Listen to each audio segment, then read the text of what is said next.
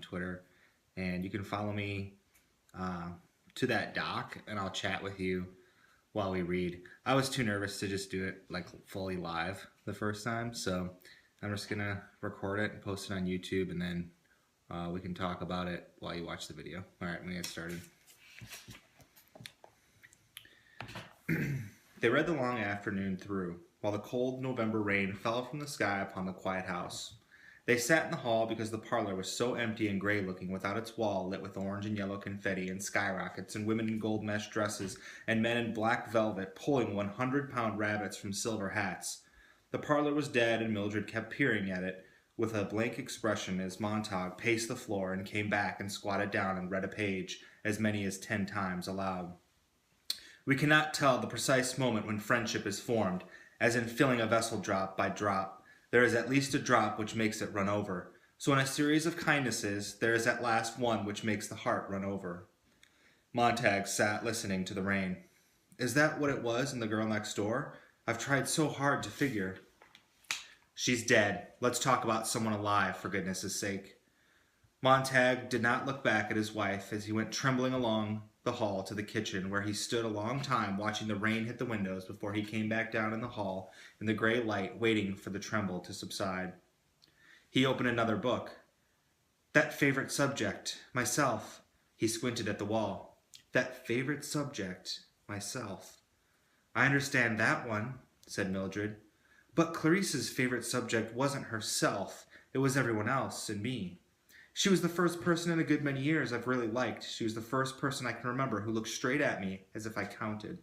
He lifted the two books. These men have been dead a long time, but I know their words point one way or another to Clarice. Outside the front door, in the rain, a faint scratching. Montague froze. He saw Mildred thrust herself back to the wall and gasp. Someone, the door. Why doesn't the door voice tell us? I shut it off. Under the door sill, a slow, probing sniff, an exhalation of electric steam. Mildred laughed.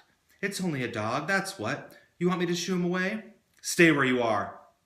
Silence, the cold rain falling, and the smell of the blue electricity blowing under the locked door. Let's get back to work, said Montague quietly. Mildred kicked at a book. Books aren't people. You read and I look around, but there isn't anybody. He stared at the parlor that was dead and gray as the waters of an ocean that might teem with life if they switched on the electronic sun. Now, said Mildred, my family is people. They tell me things. I laugh, they laugh, and the colors. Yes, I know. And besides, if Captain Beatty knew about those books, she thought about it. Her face grew amazed and then horrified. He might come and burn the house and the family. That's awful. Think of our investment. What should I read? What for? What for? Why? Said Montague. I saw the damnedest snake in the world the other night. It was dead, but it was alive. It could see, but it couldn't see. You want to see that snake? It's at emergency hospital where they file a report on all the junk the snake got out of you. Would you like to go and check their file? Maybe you'd look under Guy Montague and maybe under fear or war. Would you like to go to that house that burnt last night and rake ashes for the bones of the woman who set fire to her own house? What about Clarice McClellan? Where do we look for her? The morgue? Listen! The bombers crossed the sky and crossed the sky over the house, gasping, murmuring, whistling like an immense invisible fan circling in emptiness.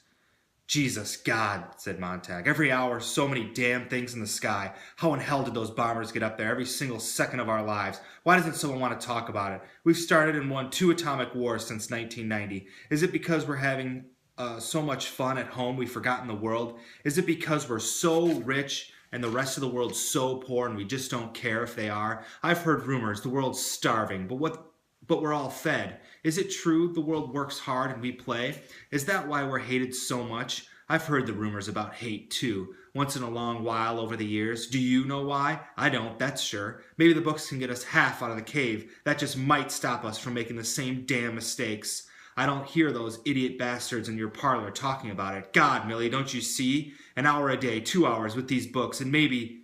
The telephone rang. Mildred snatched the phone. Anne! She laughed. Yes, the White Clown's on tonight. Montague walked to the kitchen and threw the book down. Montague, he said, you're really stupid. Where do we go from here? Do we turn the books in and forget it? He opened the book to read over Mildred's laughter. Poor Millie, he thought. Poor Montague. It's mud to you, too. But where do you get help? Where do you find a teacher this late? Hold on, he shut his eyes. Yes, of course. Again, he found himself thinking of the Green Park a year ago. The thought had been with him many times recently, but now he remembered how it was that day in the city park when he had seen that old man in the black suit hide something quickly in his coat. The old man leapt up as if to run, and Montag said, "Wait! I haven't done anything!" cried the old man, trembling. "No one said you did."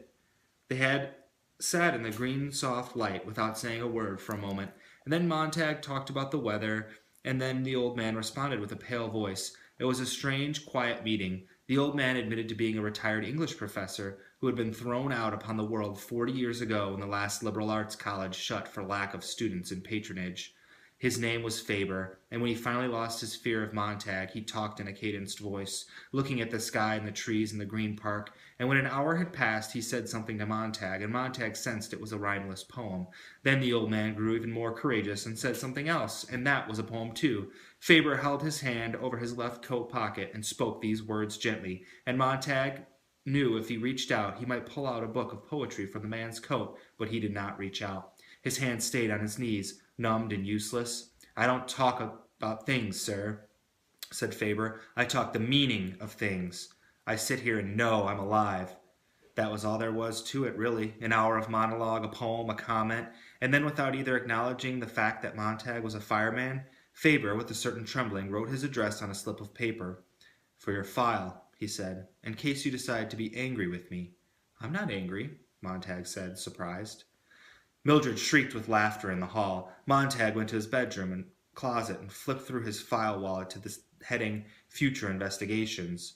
Faber's name was there. He hadn't turned it in and he hadn't erased it. He dialed the call on a secondary phone. The phone on the far end of the line called Faber's name a dozen times before the professor answered in a faint voice. Montag identified himself and was met with a lengthy silence. "Yes, Mr. Montag?" "Professor Faber, I have a rather odd question to ask. How many copies of the Bible are left in this country?" "I don't know what you're talking about." "I want to know if there are any copies left at all. This is some sort of trap. I can't just talk to anyone over the phone." "How many copies of Shakespeare and Plato?" "None. You know as well as I do. None." Faber hung up. Montag put down the phone. None. A thing he knew, of course, from the firehouse listings. But somehow he had wanted to hear it from Faber himself. In the hall, Mildred's face was suffused with excitement. "Well, the ladies are coming over." Montag showed her a book. "This is the Old and New Testament, and—" "Oh, don't start that again." "It might be the last copy in this part of the world." "You've got to hand it back tonight, don't you? Captain Beatty knows you got it, doesn't he?" "I don't think he knows which book I stole. But how do I choose a substitute? Do I turn in Mr. Jefferson, Mr. Thoreau? Which is least valuable? If I pick a substitute and Beatty doesn't know which book I stole, he'll guess we have an entire library here." Mildred's mouth twitched. "See what you're doing? You'll ruin us. What's more important, me or that Bible?" She was beginning to shriek now, sitting there like a wax doll melting in its own heat. He could hear Beatty's voice. "Sit down, Montag. Watch. Delicately like the petals of a flower, light the first page, light the second page. Each becomes a black butterfly. Beautiful, eh? Light the third page from the second, and so on, chain-smoking, chapter by chapter, all the silly things the words mean, all the false promises, all the second-hand notions and time-worn philosophies."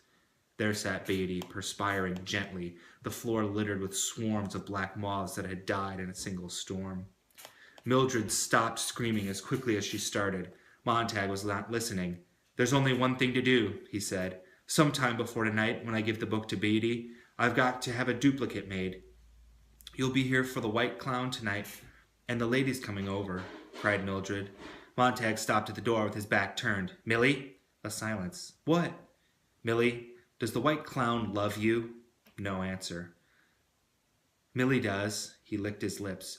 "Does your family love you? Love you very much? Love you with all their heart and soul, Millie?" He felt her blinking slowly at the back of his neck. "Why'd you ask a silly question like that?" He felt as if he wanted to cry, but nothing would happen to his eyes or his mouth. "If you see that dog outside," said Mildred, "give him a kick for me." He hesitated, listening at the door. He opened it and stepped out. The rain had stopped and the sun was setting in the clear sky. The street and the lawn and the porch were empty. He let his breath go in a great sigh. He slammed the door. He was on the subway. I'm numb, he thought. When did the numbness really begin in my face, in my body? The night I kicked the pill bottle in the dark, like kicking a buried mine? The numbness will go away, he thought. I'll take time, but I'll do it. Or Faber will do it for me. Someone somewhere will give me back the old face and the old hands the way they were. Even the smile, he thought, the old burnt-in smile, that's gone. I'm lost without it. The subway fled past him, cream tile, jet black, numerals in darkness, more darkness, and the total adding itself. Once as a child he had sat upon a yellow dune in the sea, in the middle of the blue sea, on a hot summer day, trying to fill a sieve with sand, because some cruel cousin had said, "Fill this sieve and you'll get a dime," and faster he poured, the faster it sifted through with a hot whispering. His hands were tired, the sand was boiling, the sieve was empty. Seated there in the midst of July, without a sound, he felt the tears move down his cheeks. Now, as the vacuum underground rushed him through the dead cellars of town, jolting him, he remembered the terrible logic of that sieve, and he looked down and saw that he was carrying the Bible with him. There were people in the suction train, but he held the book in his hands, and the silly thought came to him. If you read fast and read all, maybe some of the sand will stay in the sieve.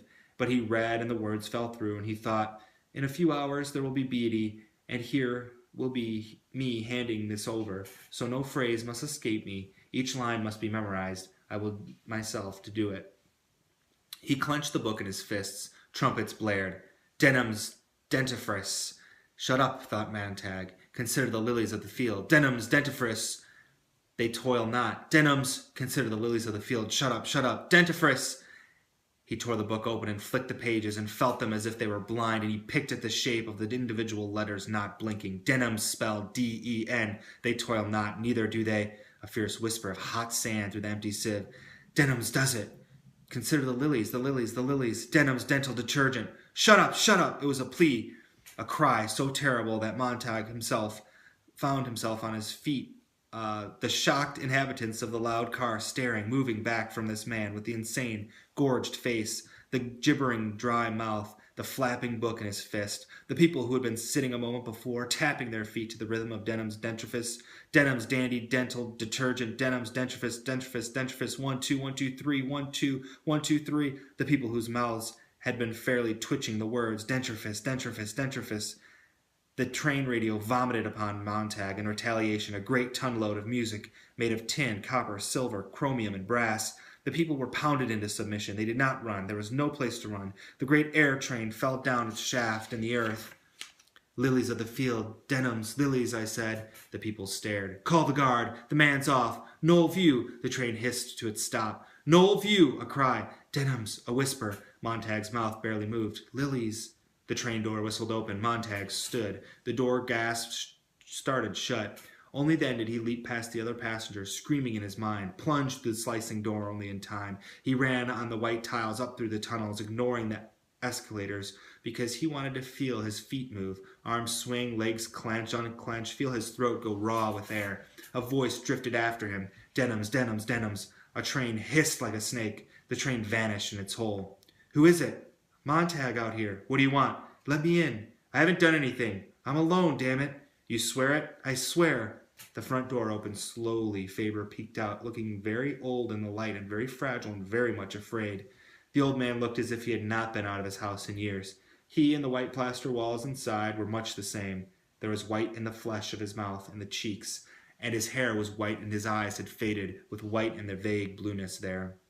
Then his eyes touched on the book under Montag's arm, and he did not look so old anymore, not quite as fragile. Slowly his fear went. I'm sorry, one has to be careful.